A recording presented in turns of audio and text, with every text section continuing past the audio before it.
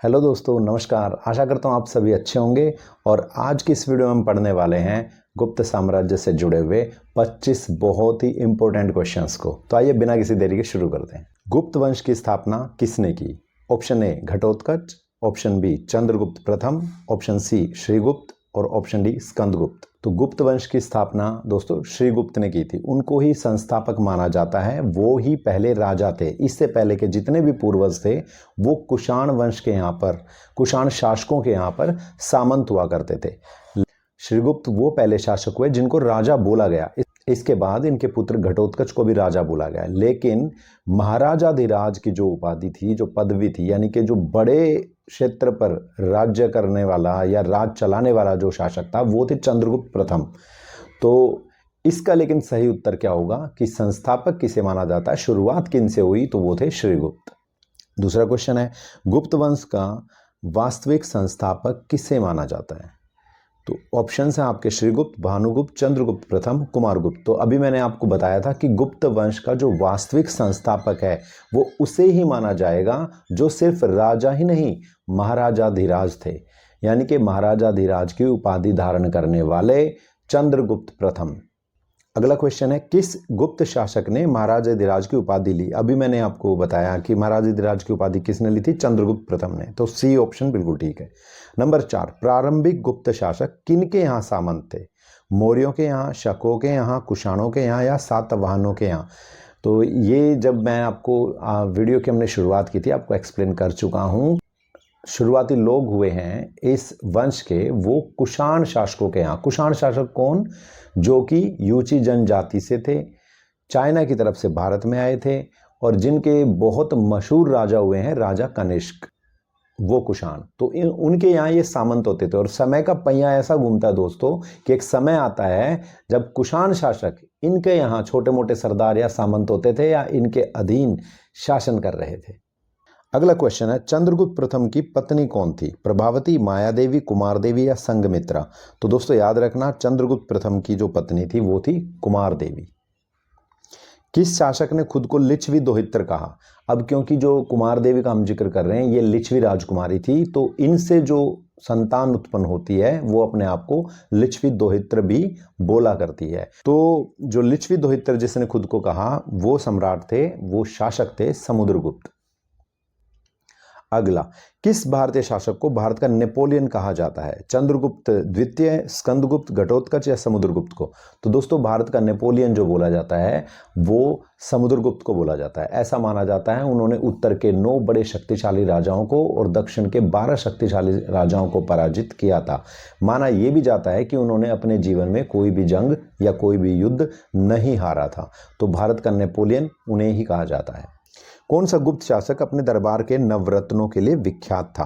तो चंद्रगुप्त द्वितीय के दोस्तों नवरत्न होते थे जिनमें वराहमिहिर थे, महाकवि कालिदास थे, वैद्य धन्वंतरी थे, अमर सिंह थे जिन्होंने अमरकोश लिखा। तो इसी तरह के नाम आएंगे तो 9 नवरत्न। अक्सर नवरत्न के लिए हम जो मुगल सम्राट थे अकबर उनको याद करते हैं, लेकिन उनसे भी लगभग 1000 वर्ष पहले भारत में एक और सम्राट थे चंद्रगुप्त द्वितीय जिन्होंने विक्रमादित्य का टाइटल लिया था। उनके दरबार में भी उस समय पर नवरत्न होते थे। अगला क्वेश्चन, श्रीलंका के राजा मेघवर्मन ने किस गुप्त शासक के दरबार में अपना दूत भेजा था? तो सबसे पहले तो ये समझ लें कि ये जो दूत आया था ये सिर्फ एक परमिशन मांगने के लिए आया था, क्योंकि जो श्रीलंका के उस समय पर राजा थे उनका नाम था मेघवर्मन। वो एक बौद्ध राजा थे और उनको पता था, उनको ज्ञात था, क्योंकि बौद्ध धर्म के अनुयायी थे तो अच्छे से मालूम था कि महात्मा बुद्ध को जो ज्ञान की प्राप्ति हुई थी वो बोध गया में हुई थी। गया जी शहर जो आज बिहार में है, तो ये टेरिटरी में पड़ता था समुद्रगुप्त की। तो इसीलिए जो परमिशन सीख करनी थी वो कहाँ से करनी थी? समुद्रगुप्त के दरबार से ही करनी थी। तो इसीलिए मेघवर्मन ने अपना एक दूत इस आज्ञा मांगने के लिए कि भाई हम यहाँ पे एक बौद्ध विहार या एक मठ बनाना चाहते हैं महात्मा बुद्ध के ज्ञान प्राप्ति स्थल पे, तो आप प्लीज हमें अलाउ करें। वो ये कहने के लिए दूत समुद्रगुप्त के दरबार में आया था। अगला क्वेश्चन ले लेते हैं, कौन सा गुप्त शासक वीणा बजाने में निपुण था? तो योद्धा भले ही माना जाता है समुद्रगुप्त को, लेकिन कई सिक्के ऐसे मिले हैं जिन पे समुद्रगुप्त एक वीणा बजाते हुए दिखाई दिए हैं, तो ऐसा माना जाता है कि वो वीणा बजाने में निपुण होंगे या जानते जरूर होंगे। तो जब क्वेश्चन ऐसा है कि वीणा से रिलेटेड आ रहा है, म्यूजिक से रिलेटेड, तो सीधे सीधे हम चले जाएंगे समुद्रगुप्त पर। अगला क्वेश्चन, नालंदा विश्वविद्यालय का निर्माण किसने करवाया था? तो नालंदा विश्वविद्यालय का निर्माण जो कराया था दोस्तों, वो कराया था कुमारगुप्त ने। अगला क्वेश्चन, किस गुप्त शासक ने हूणों के आक्रमणों का कई बार सफलतापूर्वक सामना किया? हूणों के आक्रमण जो है वो कुमारगुप्त के समय से ही होने लग गए थे, लेकिन जब कई बार उनको खदेड़ने का जिनको श्रेय दिया जाता है वो है स्कंदगुप्त। गुप्त काल की साकेत नगरी वर्तमान भारत में कौन सा शहर है? तो गुप्त काल की जो साकेत नगरी है, जिसे हम साकेत उस समय पर कह रहे थे, आज उसको हम अयोध्या शहर बोलते हैं। समुद्रगुप्त के शासनकाल में जंगली क्षेत्रों में स्थित राज्यों को क्या कहा जाता था? तो याद रखना जी, समुद्रगुप्त के समय पे जो वन क्षेत्र थे और वहां पे जो किंगडम्स थे छोटे छोटे, उनको आट्विक या आत्विक कहा जाता था। नेक्स्ट क्वेश्चन, मेघदूत के रचयिता कौन थे? मेघदूत के रचयिता जो थे वो थे महाकवि कालिदास। महाकवि कालिदास ने मेघदूत के अलावा भी बहुत सारे ऋतु संहार, कुमार संभव, ये बहुत सारे अभिज्ञान शकुंतलम, काव्य संग्रह और नाटक लिखे थे। और महाकवि कालिदास चंद्रगुप्त द्वितीय के दरबार के नवरत्नों में से एक रत्न थे।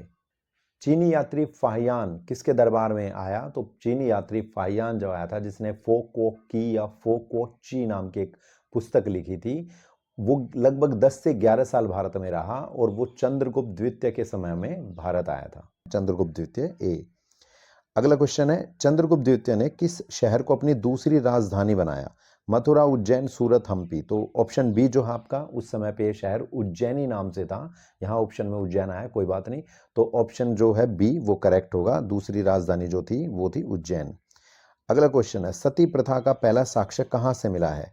तो सती प्रथा का जो पहला साक्ष्य मिलता है दोस्तों, वो मिलता है भानुगुप्त, जो एक गुप्त शासक थे, उनके एरन अभिलेख थे, अभिलेख से मिलता है। एरन अभिलेख जो है वो मध्य प्रदेश में है, और वहां पर जो भानुगुप्त उस समय पे गुप्त शासक होते थे, उनके एक सेनापति थे गोपराज, उनकी मृत्यु हो जाती है तो उनकी पत्नी सती होती है, और इसी बात का वर्णन एरन अभिलेख से हमें प्राप्त होता है। अगला क्वेश्चन, गुप्त शासकों के समय सोने के सिक्के कैसे थे? मतलब सबसे शुद्ध थे, सबसे कम थे, पहली बार चलाए गए थे, या सबसे ज्यादा थे? तो जब भी सोने के सिक्कों से रिलेटेड क्वेश्चन आएगा दोस्तों, आपको याद रखना है कि भारत में सबसे पहली बार सोने के सिक्के जिन्होंने चलाए वो थे हिंद यवन शासक, जिनको इंडो ग्रीक रूलर्स बोलते हैं। और दूसरी बात, सबसे शुद्ध सोने के सिक्के किसने चलाए? वो चलाए कुषाण शासकों ने। नंबर 3 पॉइंट कि सबसे ज्यादा किसने चलाए? तो वो थे हमारे गुप्त शासक। तो यहां पर जो ऑप्शन है वो क्या आएगा? सबसे ज्यादा, डी। अगला क्वेश्चन, गुप्त काल के शासकों को इतिहासकारों ने किस वर्ण का माना है? ज्यादातर इतिहासकार दोस्तों इस बात पर एक मत हैं कि जो गुप्त शासक थे वो वैश्य थे। ठीक है, तो आप याद रखना, इसमें जो आपका ऑप्शन है ए, वैश्य, ठीक आंसर है। अगला क्वेश्चन, चंद्रगुप्त द्वितीय के बाद कौन शासक बना? तो चंद्रगुप्त द्वितीय के बाद जो शासक बनते हैं वो थे कुमारगुप्त, कुमारगुप्त प्रथम। ठीक है, तो ऑप्शन सी करेक्ट है। नेक्स्ट 22वां क्वेश्चन आपका, सुदर्शन झील का जीर्णोद्धार किस गुप्त शासक ने करवाया था? तो सुदर्शन झील का निर्माण सबसे पहले किसने कराया, ये याद करेंगे। ये मौर्यों के जो संस्थापक थे चंद्रगुप्त मौर्य, उन्होंने इसको बनवाया था। इसके बाद जो सम्राट अशोक थे, उन्होंने क्या किया था, उन्होंने इस सुदर्शन लेक से, इस झील से बहुत सारी नहरें निकलवाई थी, जिससे सौराष्ट्र वाले इलाके में लोगों को बड़ा फायदा उस समय पे हुआ था। इसके बाद जब बात आती है इसके जीर्णोद्धार की, तो और खासकर गुप्त शासकों की, तो उनमें से आप याद रखना, स्कंदगुप्त ने इसका जीर्णोद्धार कराया, इसका रेनोवेशन कराया, इसको रिपेयर कराया, इसको मजबूती दी वापस। अष्टाध्यायी पुस्तक को किसने लिखा था? तो अष्टाध्यायी के जो लेखक हैं दोस्तों वो हैं पाणिनि। अगला क्वेश्चन, किसने विजय अभियानों के बाद यज्ञ किया और बलि के घोड़े की आकृति के सोने के सिक्के जारी किए? तो ऐसा किसने किया था?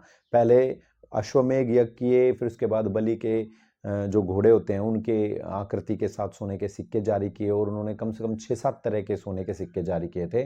नाम था समुद्रगुप्त।